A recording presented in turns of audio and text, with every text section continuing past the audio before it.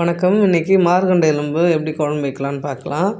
மார்கெலும்பு நல்லா அலசிட்டு 2 உருளைக்கிழங்கு கட் பண்ணி சேர்த்துங்க. ஒரு சிட்டிகை மஞ்சத்தூள், கல் உப்பு சேர்த்து 2 கிராம்பு சேர்த்து தண்ணி 1/2 டம்ளர் ஊற்றி குக்கரில் வச்சு குக்கர் விசில் வந்தோடனே ஆவி வந்தோடனே விசில் போட்டு ஒரு 3 விசில் வந்தோடனே இறக்கிடுங்க.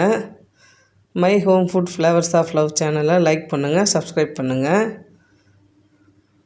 வானல் வச்சு 2 குழி எண்ணெய் ஊற்றிட்டு எண்ணெய் காஞ்சோடனே சோம்பு 1 ஸ்பூனு, விரிஞ்சி இலை, பட்டை, லவங்கம், பச்சை மிளகாய் 1, அந்த அன்னாசி பூலாம் சேருங்க.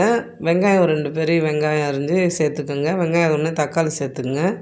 தக்காளி வந்தோடனே இஞ்சி பூண்டு பேஸ்ட்டு கொஞ்சம் சேர்த்துக்குங்க. இது முக்கியமாக குழந்தை பெற்றவங்களுக்கு இந்த மார்கண்ட எலும்பு குழம்பு வச்சு கொடுப்பாங்க. அது உடம்பு நல்லா ஸ்ட்ரென்த்தாக இருக்கும். இப்போ இந்த உருளைக்கிழங்கு வேக வச்ச உருளைக்கிழங்கு சேர்த்து மார்கண்ட எலும்பு வேக வச்சுருக்கலாம், அதையும் சேர்த்துங்க. உப்பு 1/4 ஸ்பூன் சேர்த்துங்க, ஏன்னா ஏற்கனவே கறியில் சேர்த்துட்டோம் இல்லையா. மிளகாத்தூள் 2 ஸ்பூன் போட்டு குழம்பு மிளகாத்தூள் தண்ணி ஊற்றிடுங்க. இது நல்லா கொதிக்கட்டும். கொதித்து கிரேவியாக வந்த உடனே